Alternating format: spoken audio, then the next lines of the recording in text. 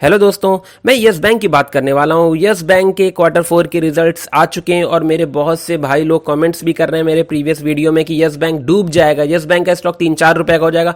सब उल्टी सीधी खबरें आ रही हैं, यस बैंक अभी अब परफॉर्म नहीं कर पाएगा, ये बिल्कुल बेकार हो चुका है। दोस्तों, आपने जहां से भी न्यूज़ेस जानी है, जहां से भी इसके रिजल्ट को जाना है, आपको सिर्फ ये चीज़ें पता है कि इसमें लॉस हुआ है। आपको इस रिजल्ट को पहले तो समझना बहुत ज़्यादा ज़रूरी है। देखिए, पैसा आपका है, कैपिटल आपकी है, तो आपको जहां इन्वेस्ट करना है वहां इन्वेस्ट करिए। मैं सिर्फ आपको एक राय मात्र दे सकता हूं, इन्वेस्टमेंट आपका ही होगा।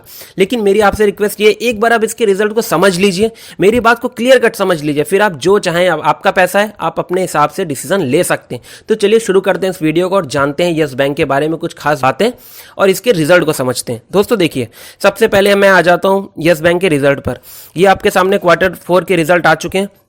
देखिए, 3 महीने के क्वार्टर में कोई भी चीज़ एनालिसिस नहीं किया जा सकता है किसी भी चीज़ का, और जो चीज़ खराब होती है ना, उसे ठीक होने में टाइम लगता है। अगर यस बैंक को बंद होना होता ना, तो वो मार्च 2020 में ही बंद हो चुका होता। किसी भी चीज़ में इंप्रूवमेंट आता है तो टाइम लगता है दोस्तों। चलिए पहले रिजल्ट को समझ लेते हैं। अगर हम इनके इंटरेस्ट अर्न की बात करते हैं तो इस बार जो इनका इंटरेस्ट अर्न हुआ है क्वार्टर 3 में, अगर हम ईयर ऑन ईयर बेसिस पर भी देखेंगे तो लगभग हुआ है 3,98,925 का। और अगर हम बात करें इससे क्वार्टर 3 का कंपैरिजन, तो लगभग पहले था 5,32,000 के लगभग था इनका इंटरेस्ट अर्न। और अगर हम एक साल का देखते हैं तो लगभग इससे पहले था 5,22,000। तो इसमें जो इंटरेस्ट इनका अर्न हुआ है वो पहले के मुकाबले कम अर्न हुआ है। अगर हम इनके एडवांसेज और इंटरेस्ट वगैरह को देखते हैं तो उसमें लगभग 3,16,000 के लगभग हुआ था। और अगर हम वही देखते हैं एक साल पहले का, तो लगभग 4,58,000 था। तो इनका इंटरेस्ट यहाँ पर भी कम हुआ है। अगर हम इनकम ऑन इन्वेस्टमेंट्स की बात करते हैं तो उसमें लगभग जो है वो क्वार्टर 3 से क्वार्टर 4 का लगभग सिमिलर ही है। ईयर ऑन ईयर अगर बेसिस पे हम देखते हैं तो वो चीज़ थोड़ी सी बढ़कर आई है, लगभग 64,000 इस बार की आई है इनकी इनकम ऑन इन्वेस्टमेंट, और इससे पहले थी हमारी 64,568। और इससे पहले अगर हम बात करते हैं ईयर ऑन ईयर बेसिस पे, तब थी 51,497। तो ये चीज़ थोड़ा इनकी बढ़कर आई है। अगर हम इसके बाद इनकी टोटल इनकम की बात करते हैं तो दोस्तों, इनकी अगर टोटल इनकम की बात करते हैं तो हम देखते हैं कि इस बार की जो इनकी टोटल इनकम है वो है 4,80,000। और अगर हम इससे पहले की इनकी टोटल इनकम की बात करते हैं तो वो थी 6,51,000। तो पिछली बार से इनकी इनकम जो टोटल है वो कम है। और अगर हम ईयर ऑन ईयर बेसिस पर देखते हैं तो थी पिछली बार, ये पिछले ईयर में थी 5,81,000 के लगभग। तो लगभग 1 लाख का डिफरेंस है इसमें। अगर हम इनके इंटरेस्ट एक्सपेंडेड की बात करते हैं तो जो इनका इंटरेस्ट एक्सपेंड हुआ है वो इस बार हुआ है लगभग 3 लाख से ज़्यादा है। और अगर हम पिछले क्वार्टर की बात करते हैं तो पिछली बार था 2,76,000 के लगभग। और अगर हम बात करें क्वार्टर 4 में ही एक साल पहले की, तब इनका था लगभग 3,94,000 के आसपास। तो इनका इस बार कहीं ना कहीं इंटरेस्ट जो है ईयर ऑन बेसिस पर कम इनके एक्सपेंड हुआ है। अगर हम इनके ऑपरेटिंग एक्सपेंसेस की बात करते हैं तो उसमें भी थोड़ी बढ़ोतरी हुई है।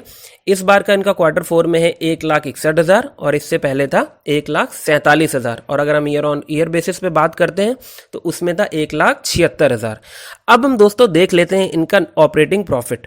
अगर दोस्तों हम इसके ऑपरेटिंग प्रॉफिट की बात करते हैं तो क्वार्टर 3 से क्वार्टर 4 का जो है वो कम है। इस बार जो इनका ऑपरेटिंग प्रॉफिट आया है बिफोर प्रोविजंस, इस चीज का ध्यान रखने वाला है दोस्तों, यही मेन चीज है रिजल्ट में, वो था 2,28,000। और इस बार इनका आया है 18,428। ये है ऑपरेटिंग प्रॉफिट। अगर हम ईयर ऑन ईयर बेसिस पर देखते हैं तो क्वार्टर 4 में एक साल पहले की अगर हम बात करते हैं तब इनका था 10,641 और इस बार है 18,488। लगभग इसमें काफ़ी ज़्यादा बढ़ोतरी देखी गई है। देखिए दोस्तों, अब समझना आप, जो इनकी प्रोविजनिंग है उसी की वजह से ये सब इनको लॉस हुआ है। इनकी इस बार की प्रोविजनिंग बहुत ही ज़्यादा तगड़ी है, बहुत ज़्यादा तगड़ी कर रखी है इन्होंने प्रोविजनिंग। अगर हम इनकी प्रोविजनिंग देखते हैं तो लगभग इस बार की प्रोविजनिंग है इनकी 5,23,000 की।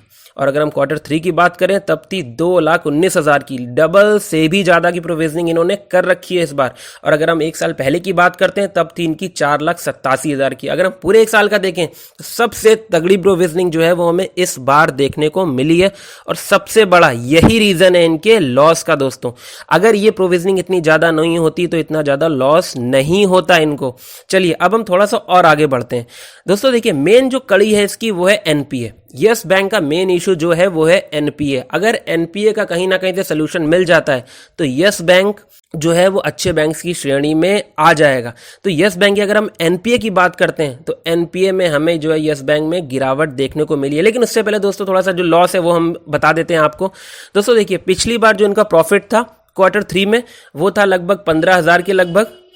इस बार जो इनका लॉस है दोस्तों, अगर ब्रैकेट में इसका मतलब लॉस है, वो है 3,78,000 का। काफ़ी ज़्यादा लॉस है और उसका सबसे बड़ा कारण है प्रोविजनिंग इनकी बहुत ज़्यादा तगड़ी है।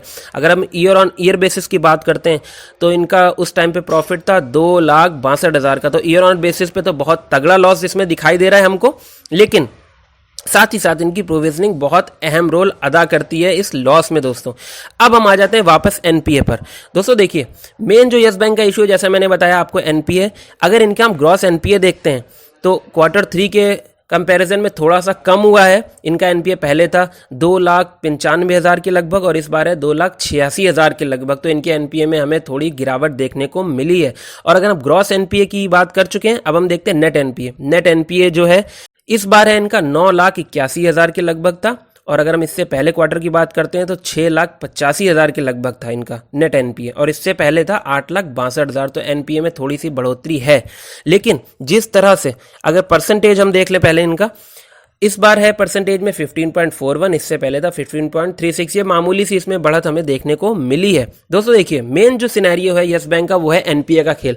और यस बैंक जिस तरह से परफॉर्म कर रहा है, जब कोई भी चीज़ बहुत ज़्यादा खराब हो जाती है तो उसको सुधरने में टाइम लगता है। मैं अगर अपना पर्सनली ओपिनियन बताऊं तो मैं यस बैंक को बेचने वाला बिल्कुल भी नहीं हूं इस स्टॉक को। दोस्तों देखिए, क्वार्टर वाइज क्वार्टर सुधार होगा चीज़ों में, और जब इतना ज़्यादा एनपीए है, 40,000 करोड़ का लगभग एनपीए, तो इतनी जल्दी सुधार नहीं होगा। आपको यस बैंक को एकदम से प्रॉफिट में नहीं दिख जाएगा। सबको पता है 40,000 करोड़ से 50,000 करोड़ के बीच का इनका एनपीए है, तो इसमें टाइम तो लगेगा ही लगेगा।